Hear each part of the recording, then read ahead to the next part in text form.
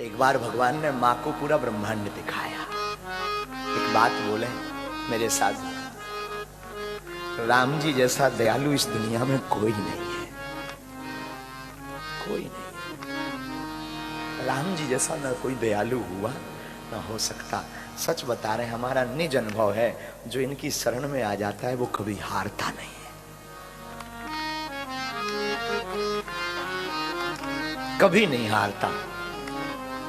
आप विचार करो, रावण का भाई विभीषण शत्रु का भाई है, दुश्मन का भाई। अब वो अचानक राम जी की शरण में आता, राम जी स्वीकार करते सो तो ठीक है, बिना सोचे उसको राजा बना देते। तुम शत्रु के भाई से बात नहीं करोगे। और आपने कभी विचार किया कि राम जी कितने दयालु हैं। राम जी ने बहुत दिनों तक रावण को समझवाने की कोशिश की। अंत में जब नहीं माना तब भगवान ने फिर लीला की। बहुत दयालु राम जी। एक दिन मां को भगवान ने पूरा ब्रह्मांड दिखाया। भगवान की दिनचर्या कथा में आई है रामायण में, इसलिए कहते हैं रोज रामायण पढ़ो, सुबह पढ़ो, शाम पढ़ो। रामायण पढ़ने से बहुत लाभ है। बच्चों को भी पढ़वाओ। आजकल बच्चे बहुत सभ्य नहीं है, संस्कारवान नहीं है। अंग्रेजी मीडियम तो है, हिंदी नहीं आती उन्हें। कल हम एक अपने प्रिय सज्जन के घर गए थे, वहां बच्चा था आदि, उसको सब कुछ आता था पर हिंदी नहीं आती।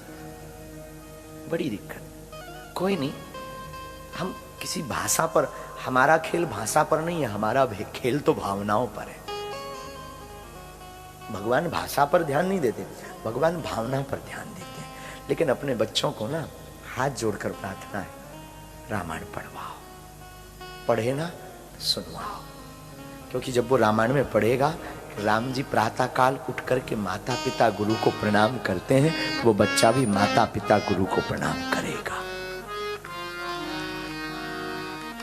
उसकी बुद्धि भी शुद्ध होगी। जो व्यक्ति जिसको ज्यादा सुनता है, उसके जैसी उसकी आदत पड़ जाती। रामचरितमानस को सुनेगा तो रामायण के संस्कारों को गढ़ेगा। और आज पढ़ाई से ज्यादा जरूरी संस्कारों की आवश्यकता है। समाज संस्कारहीन हो रहा। संस्कार, ये तो बड़ी कृपा है आपकी कि महाराज जी यहाँ कथा करवाते रहते हैं, तो कुछ लोगों को किसी बहाने से ही कथा व्यास किसी बहाने आवे, वो ठीक है, अलग है, वो छोड़ो, तुम उसको गोली मारो। पर वो किसी बहाने से ही आकर के कम से कम 4 बातें सिखा जाता है, एक व्यक्ति भी सुधर जाए, सुझे जाए। सच बता दें, हमारा आना तो तभी, हम कल चर्चा कर रहे थे, हमारा आना तो तभी, कई लोग हमसे कहते भारत छोड़ करके यहाँ लाखों लोग हैं, आप वहाँ 10-50 लोगों में क्यों जाते। हमको तो वहाँ भी गाली मिलती, क्या जरूरी है वहाँ जाना। यहाँ लाखों लोग हैं, उनको मिलो, उनकी अर्जी लगाओ, उनकी अटकी होगी लंदन वालों की तो भारत आएंगे, ऐसा बोलते हमको। तब हमने उनको कहा ना, हमारा जाना जरूरी है। वहां जाने से 2 लोग भी ठीक हो गए ना, 2 लोगों की भी अर्जी लग गई, हमारा आना सफल है। और पिछली बार आए थे, और कल की बात, ये माँ बैठी ना, पिछली बार ये लकड़ी लेकर चलती थी। पिछले दरबार में आई थी, इस दरबार में आई लेस्टर से, यहाँ होटल पर रह रही, होटल में वो लेकर ये सही हो गई, हमारा आना सफल हो गया। एक बच्ची है अंग्रेज, अब उसका नाम तो भूल गए, क्या नाम है उसका, लुबिका, क्या नाम है वो, लुबिका, जो भी हो, वो रात भर बैठी रहती है जहां हम निवास है, दिन भर। अभी भी कथा में कई कोने में सुन रही होगी, खबर नहीं हमें। बच्ची है, अंग्रेज है, उसे हिंदी नहीं आती, उसे कथा भी पता नहीं क्या है। कल वो नीचे बैठी थी, जो उसे हिंदी पता ही नहीं है, वो जानती ही नहीं है। लेकिन कल वो अंग्रेजी में बोल रही थी, हमें ट्रांसलेट करके बता रहे थे। वो कह रही थी कि दुनिया में अगर तनाव से बचना है गुरुजी, तो कथा सुनो। वो अंग्रेज, और सोचो, अभी रुको, वो धाम भी गई थी। लेस्टर कथा के बाद में न जाने उस पर कौन सा भूत सवार हो गया, भक्ति का, राम रस का। वो बागेश्वर धाम में 5 दिन रही, सेवा करती, 5 दिन उसने वहां सेवा की। रुकी रही, सेवा करती रही। तो हम आपको बताएं, ये हम कोई महिमा नहीं गा रहे, चलो एक को सही अभक्त को भक्त बना दिया, हमारा आना सफल हो गया।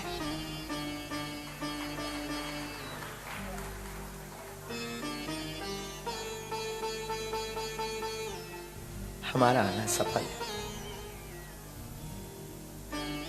परसों फाफड़ा और फेफड़ा की चर्चा जब चल रही थी, परसों ही चल रही थी ना, फाफड़ा और फेफड़ा। जब फाफड़ा की चर्चा चल रही थी तो हमारे जो कथा की मुख्य यजमान है ना, माँ किरण माता जी, किरण माता जी, तो आपको सुनकर आश्चर्य लगेगा, आपने लगातार लेस्टर कथा में भी यजमान थे, हैं? सही यजमान, हाँ सेवा में वहां भी थे, यहाँ भी कथा में यजमान। इससे ये निश्चित हो रहा, सिद्ध हो रहा कि मैया जो है खुद तो भक्ति में डूब रही हैं, आनंद में डूब रही, और हजारों लोगों को भी डुबो रही है। फाफड़ा और फेफड़ा की चर्चा चली तो आपने हमें डब्बे में वो दिए थे फाफड़ा, उसी दूसरे दिन सिद्ध करके। तो वो फाफड़ा पा करके हमें ना लगा जैसे हम कोई छोटा बच्चा होता है ना, वो फाफड़ा, हमने पूछा कि फाफड़ा कैसा होता है? तो कहा कि लंबा लंबा होता है।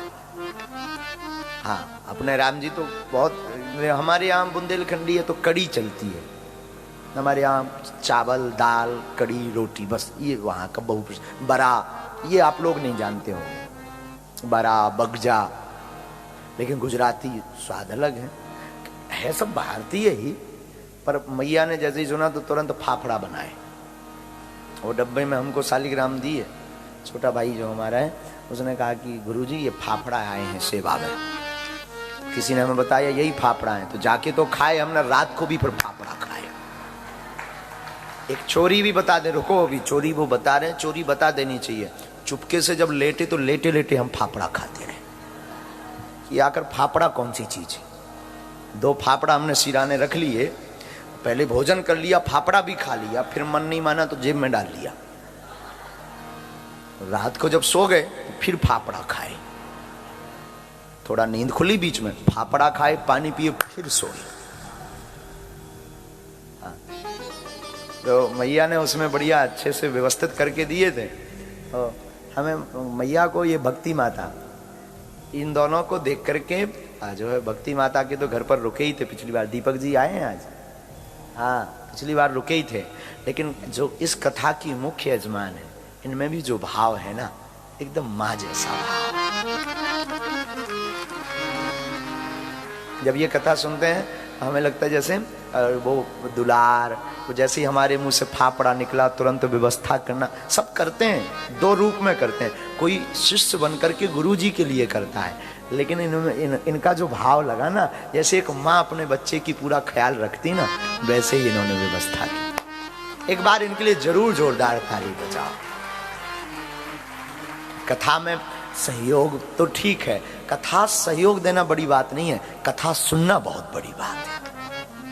करवा तो कोई भी लेगा, पाउंड जिसके पास में है वो बुला करके करवा लेगा, लेकिन कथा सुनना पूरा हम देखते रहते हैं 3 घंटे तक, वरना हमारे जितने जजमान हैं वो आधे से ज्यादा जजमान खिसक जाते हैं।